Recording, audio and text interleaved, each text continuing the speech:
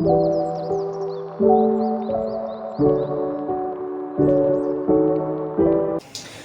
वालेकुम dear students and welcome to Info Island. उम्मीद करता हूँ कि आप सब खैरियत से होंगे।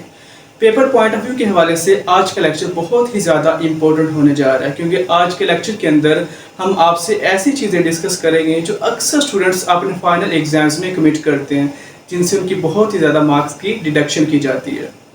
अगर मैं अपने पर्सनल एक्सपीरियंस की बात करूँ तो मैंने अक्सर देखा है, जब हम बोर्ड की चेकिंग कर रहे होते हैं तो बहुत से ऐसे स्टूडेंट्स जिन्होंने बहुत आउटस्टैंडर्ड पेपर किया होता है, लेकिन वो बिला इल्मी में अनकॉन्शियसली ऐसी चीज़ें अटेम्प्ट करते हैं कि जिनसे उनके मार्क्स डिडक्ट हो जाते हैं। तो आज के लेक्चर में हम वही सभी चीज़ें आपसे डिस्कस करेंगे, क्योंकि आज का हमारा लेक्चर भी यही है, डूज एंड डोंट्स, यानी ऐसी कौन सी चीज़ें जो हमने अपने फाइनल एग्जाम्स में अटेम्प्ट करनी है और ऐसी कौन सी चीज़ें जो हमने हरगिज़ अटेम्प्ट नहीं करनी। तो बगैर वक्त को ज़ाय किए चलते हम अपने पहले पॉइंट की तरफ।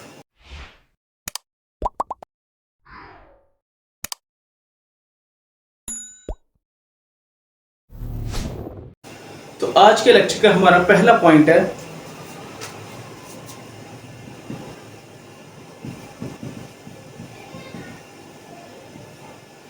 Time division. हमने अक्सर देखा है कि हमारे ऐसे स्टूडेंट्स कि जिनको पेपर आता है और वो अच्छे से अटेम्प्ट कर रहे होते हैं, लेकिन टाइम की शॉर्टेज की वजह से वो कंप्लीट पेपर नहीं कर पाते। तो आपने ये गलती हरगिज़ नहीं करनी। आपने पेपर से एक दिन पहले, स्पेशली इंग्लिश के पेपर से पहले, आपने टाइम की डिवीजन करनी है। जब आप पेपर देने के लिए जाएं तो अपने लिए एक रिस्ट वॉच ज़रूर बाय करें और रिस्ट वॉच से आपने वक्त का लिहाज रखना है। आपने ये पहले डिवीजन करके जाना है कि इस क्वेश्चन को हम इतने मिनट्स देंगे और इस क्वेश्चन को इतने। फॉर एग्जांपल, अगर आपका एप्लीकेशन का क्वेश्चन है तो एप्लीकेशन को आपने 15 से 20 मिनट देने हैं, इससे ज़्यादा आपने एक्सीड नहीं करना, ठीक है। इसी तरह से आपको जो मोरल शॉर्ट स्टोरी का क्वेश्चन है उसके लिए भी आपने 15 से 20 मिनट ही रखने हैं, इससे ज़्यादा आपने उसको टाइम नहीं देना। और अगर कोई ऐसा सवाल, जैसे आपका क्वेश्चन नंबर 2 है जिसमें आपने शॉर्ट क्वेश्चंस अटेम्प्ट करने होते हैं, अगर आपने 9 में से 6 सवाल अटेम्प्ट करने हैं और किसी एक सवाल को आप भूल रहे हो तो उसको 1 या 2 मिनट दें। अगर वो याद आता है तो लिखें, अगर वो याद नहीं आता तो उस क्वेश्चन की जगह छोड़ दें और बाकी पेपर कंटिन्यू करें। जब आपका सारा पेपर अटेम्प्ट हो जाता है उसके बाद जो सवाल रह गया था उसको अटेम्प्ट करें। आपने हरगिज़ उस एक सवाल पर अपना ज़्यादा वक्त ज़ाया नहीं करना, क्योंकि आपने पूरा पेपर अटेम्प्ट करना होता है। तो अगर आप ये गलती करोगे तो आपसे कभी भी पूरा पेपर अटेम्प्ट नहीं हो पाएगा। इसलिए अपने लिए एक रिस्ट वॉच खरीदें और टाइम को मेजर करके जाएं। इसके बाद हमारा अगला पॉइंट है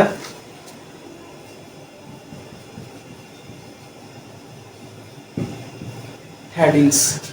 जब भी आप पेपर अटेम्प्ट करें तो उसको बहुत अच्छे से प्रेजेंट करें। जिस क्वेश्चंस की हेडिंग बनती है उनकी हेडिंग्स ज़रूर दिया करें। इससे बहुत अच्छा और पॉजिटिव इम्पैक्ट पड़ता है एग्जामिनर पर। कुछ क्वेश्चंस ऐसे होते हैं कि जिसकी मेन और सब हेडिंग दोनों होते हैं, तो कोशिश किया करें कि आप दोनों हेडिंग्स दिया करें। फॉर एग्जांपल, आपका जो क्वेश्चन नंबर 5 है एप्लीकेशन का, उसको जब आप लिखें तो आप कोशिश किया करें कि आप उसकी मेन हेडिंग भी दें और सब हेडिंग भी। और जो आपकी मेन हेडिंग होती है वो हमेशा ब्लू मार्कर से दी जाती है। फॉर एग्जांपल,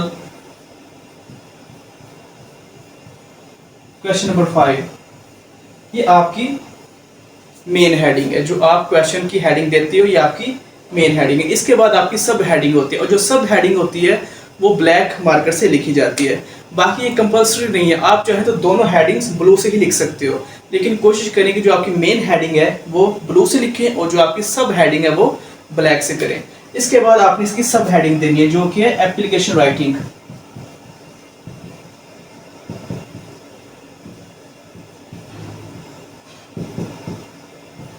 और इसको आपने डबल अंडरलाइन करना है। अगर आप इस तरह से हर क्वेश्चन की हेडिंग देंगे, मेन हेडिंग और सब हेडिंग, तो एग्जामिनर पर बहुत अच्छा इसका इंप्रेशन पड़ेगा और आपको अच्छे मार्क्स दिए जाएंगे।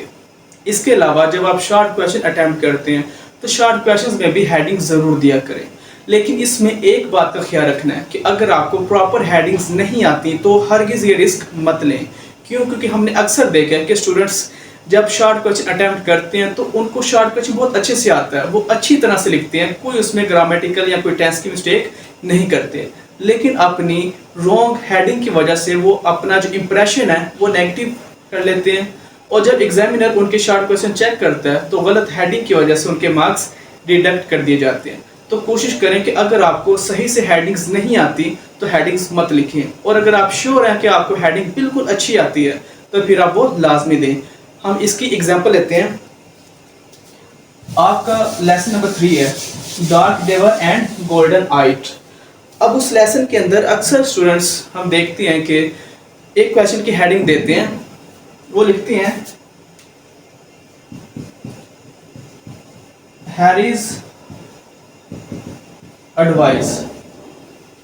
स्टूडेंट्स ये हेडिंग देते हैं जो कि बिल्कुल गलत है, और इस हेडिंग की वजह से उनका, बेशक उन्होंने शॉर्ट क्वेश्चन बिल्कुल अच्छा लिखा हो, लेकिन इस हेडिंग की वजह से उनका इंप्रेशन गलत पड़ जाता है। किस तरह से? क्योंकि ग्रामेटिकल ये गलत है। आपने जब हैरीज एडवाइस लिखना है तो आपने हैरी के बाद अपॉस्ट्रॉफी भी लाजमी लगानी है, तो इधर वो अपॉस्ट्रॉफी लगाना भूल जाते हैं। एक तो ये वो मिस्टेक करते हैं, दूसरी ये मिस्टेक इसके बाद एडवाइस जो है वो नाउन फॉर्म में आएगा, वर्ब में नहीं, ये वर्ब फॉर्म में लिखा हुआ है जो कि गलत है। यहाँ पर नाउन फॉर्म में आएगा हैरीज एडवाइस। अब ये आपकी जो हेडिंग है ये बिल्कुल करेक्ट है। अब इस तरह से बच्चे क्या करते हैं कि वो गलत हेडिंग लिख देते हैं और उनके मार्क्स डिडक्ट कर दिए जाते हैं। तो आपने ये मिस्टेक हरगिज़ नहीं करनी, ये बहुत अहम पॉइंट था, इसको करंटली आपने अपने माइंड में बिठा लेना है और ये गलती हरगिज़ नहीं करनी।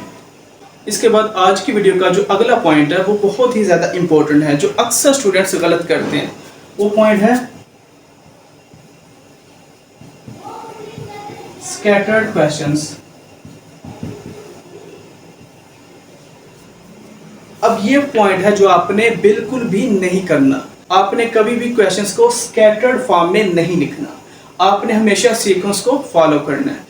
अब बच्चे क्या करते हैं, फॉर एग्जांपल अगर आपका जो पहला क्वेश्चन है जिसमें आपने 9 में से 6 सवाल अटैम्प्ट करने होते हैं, तो स्टूडेंट्स उसमें सबसे बड़ी मिस्टेक क्या करते हैं, वो ये करते हैं कि वो क्वेश्चंस को स्कैटर्ड फॉर्म में लिख देते हैं। फॉर एग्जांपल अगर आपने 6 सवाल अटैम्प्ट करने हैं तो वो 5 एक साथ लिख देते हैं, और वो जो छठा क्वेश्चन है जो उनको नहीं आ रहा होता वो क्वेश्चन वो किसी और क्वेश्चन के बाद लिख देते हैं। फॉर एग्जांपल वो क्वेश्चन जो उनको नहीं आ रहा होता वो क्वेश्चन नंबर 7 के बाद लिख देते हैं, क्वेश्चन नंबर 8 के बाद लिख देते हैं।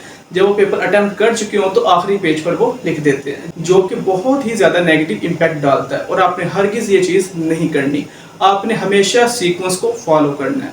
जितने क्वेश्चंस पूछे गए हैं आपने वो एक साथ ही लिखने हैं। जैसे आपने 6 सवाल अटेम्प्ट करने हैं तो वो 6 सवाल एक साथ ही लिखें।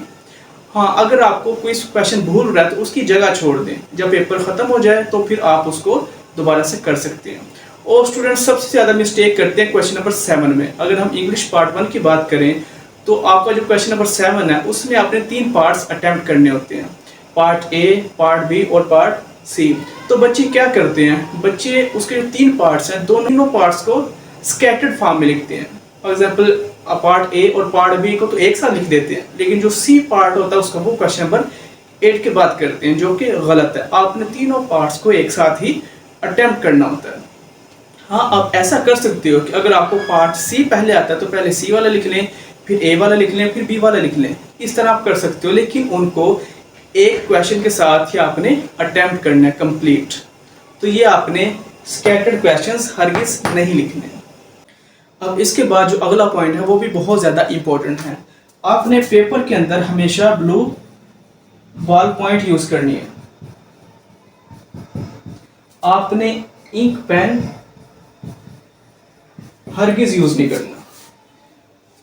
अगर हम आपको पर्सनल एक्सपीरियंस बताऊं मैं अपना, तो जब मैं पेपर चेक करता हूं तो अक्सर मैं देखता हूं कि ऐसे स्टूडेंट्स जिन्होंने बहुत अच्छा पेपर अटैम्प्ट किया होता है, क्वेश्चंस में कोई ग्रामेटिकल मिस्टेक्स कुछ भी नहीं की होती, बहुत अच्छे से आउटस्टैंडर्ड पेपर अटैम्प्ट किया होता है, लेकिन क्या होता है कि वो इंक पेन यूज़ करते हैं। तो इंक पेन यूज़ करने से उनके हमें क्वेश्चंस दिखाई नहीं दे रहे होते, उनकी जो इंक है वो फेड हो चुकी होती है, जिससे उनके बहुत सारे स्पेलिंग्स मिस हो चुके होते हैं, जिससे उनके बहुत सारे स्पेलिंग्स जो हैं वो हमें दिखाई नहीं देते, तो हम उसको फिर सर्कल कर देते हैं। तो आपने हरगिज़ पेपर के अंदर इंक पेन यूज़ नहीं करना। और अगर आपने इंक पेन यूज़ करना है तो कोशिश करें कि अच्छी क्वालिटी का, अच्छी कंपनी का आप पेन लेकर जाएं और अच्छी क्वालिटी की इंक लें, तभी आप पेपर को अटैम्प्ट करें। अदरवाइज़ आप हमेशा ब्लू बॉल पॉइंट ही यूज़ करें। बॉल पॉइंट यूज़ करने का फ़ायदा ये है कि आप एक फ्लो से भी लिखेंगे और इसकी इंक कभी फेड नहीं होती, क्योंकि जब हम तक पेपर पहुंचते हैं चेक करने के लिए तो उसमें कम से कम 1 महीना लग जाता है। तो 1 महीने के अंदर अगर आपकी इंक अच्छी नहीं है तो आपका पेपर फेड हो जाता है, जो कि अच्छे से दिखाई नहीं देता और फिर आपकी बहुत सारी मिस्टेक्स निकल आती हैं। हमारा अगला जो पॉइंट है वो अक्सर स्टूडेंट्स हमसे क्वेश्चन करते हैं, तो आज उनके क्वेश्चन का उनको आंसर मिलेगा। बच्चे हमसे अक्सर पूछते हैं कि सर पेपर के अंदर एक्स्ट्रा क्वेश्चन अटेम्प्ट करना चाहिए कि नहीं, क्योंकि कुछ टीचर्स ऐसे होते हैं जो उन्हें कहते हैं कि आपने एक्स्ट्रा क्वेश्चन हरगिज़ अटेम्प्ट नहीं करना क्योंकि इसकी नेगेटिव मार्किंग होती है, और कुछ कहते हैं कि आपने लाजमी अटेम्प्ट करना है। तो हमारा अगला पॉइंट है attempt extra question.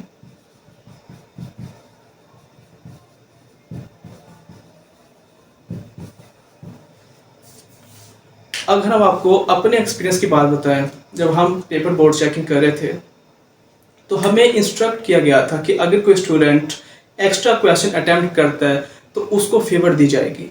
For example अगर आपने 6 सवाल अटेम्प्ट करने हैं तो आपने एक एक्स्ट्रा क्वेश्चन भी लिखा है, तो उन 6 में से अगर कोई क्वेश्चन गलत हो जाता है तो जो आपने एक्स्ट्रा अटेम्प्ट किया होता है उसके मार्क्स आपको दे दिए जाते हैं। तो इसलिए बेटा आपने जब भी क्वेश्चन अटेम्प्ट करना है तो एक एक्स्ट्रा चीज़ लाजमी लिखें। उसके साथ अगर आपने 5 सवाल अटेम्प्ट करने हैं तो एक साथ, तो उसके साथ एक और एक्स्ट्रा शॉर्ट क्वेश्चन ज़रूर लिखें। और बिल्कुल इसी से रिलेटेड हमारे स्टूडेंट्स की एक और कन्फ्यूजन होती है, वो ये कहते हैं कि जब हम रेफरेंस टू कॉन्टेक्स्ट का क्वेश्चन अटेम्प्ट करते हैं तो जैसा कि उसके पार्ट्स के मार्क्स डिवीजन है, जैसे रेफरेंस के 2 नंबर हैं, कॉन्टेक्स्ट का 1 नंबर और एक्सप्लेनेशन के 2 नंबर हैं। तो अगर हम सिर्फ रेफरेंस अटेम्प्ट करते हैं तो क्या हमें 2 नंबर दिए जाएंगे? ऐसा हरगिज़ नहीं होता। आपसे डिमांड ये की जाती है कि आप पूरा क्वेश्चन अटेम्प्ट करें। अगर आप इनकम्प्लीट क्वेश्चन अटेम्प्ट करते हो तो आपको किसी भी पॉइंट के नंबर नहीं दिए जाएंगे। जब आप रेफरेंस भी लिखोगे, कॉन्टेक्स्ट भी और एक्सप्लेनेशन भी, तब आपका सवाल चेक होगा, अदरवाइज आपके क्वेश्चन पर क्रॉस लगा दिया जाएगा। इसी तरह से आपके जो एप्लीकेशन का क्वेश्चन है उसमें भी बच्चे क्वेश्चन करते हैं कि सर अगर हम एप्लीकेशन का सिर्फ पैटर्न लिख दें, उसकी बॉडी ना लिखें, तो क्या हमें पैटर्न के नंबर मिलेंगे? उसके लिए भी यही उसका आंसर है कि जब तक आप एप्लीकेशन की बॉडी की कम से कम 5 लाइंस नहीं लिखेंगे आपको उसके नंबर नहीं दिए जाएंगे। इसलिए आपने कंप्लीट क्वेश्चन अटेम्प्ट करना होता है, उसके बाद आपको नंबर दिए जाते हैं, अदरवाइज आपके क्वेश्चन पर इनकम्प्लीट लिखकर क्रॉस लगा दिया जाता है। इसके बाद जो अगला पॉइंट है वो ये है कि new page for new question. New page for new question. जब आप कोई मेजर क्वेश्चन अटेम्प्ट करते हो तो उसके लिए हमेशा एक नया पेज यूज़ करें। फॉर एग्जांपल जैसे आपका पहला क्वेश्चन है जिसमें आपने 6 सवाल अटेम्प्ट करने होते हैं, तो वो आपका मेजर क्वेश्चन है। जब आप 6 सवाल अटेम्प्ट कर लें तो उसके बाद जो नेक्स्ट क्वेश्चन आप अटेम्प्ट करेंगे, क्वेश्चन नंबर 3, उसको आपने अलग पेज से शुरू करना है। इसी तरह एप्लीकेशन को अलग पेज से शुरू करें, उसके बाद जब मॉडल स्टोरी लिखें उसको अलग पेज से शुरू करें। इस तरह हर मेजर क्वेश्चन को अलग पेज से आपने शुरू करना है। चाहे आपका जितना भी बाकी पेपर बच गया हो, आपने वो बाकी पेज को यूज़ नहीं करना, आपने एक अलग पेज से एक नया सवाल शुरू करना है। और इसके बाद एक और पॉइंट जो हमें पहले बताना चाहिए था वो आपको लास्ट में बता रहे हैं कि आपने हमेशा पेपर का पहला पेज स्किप करना है।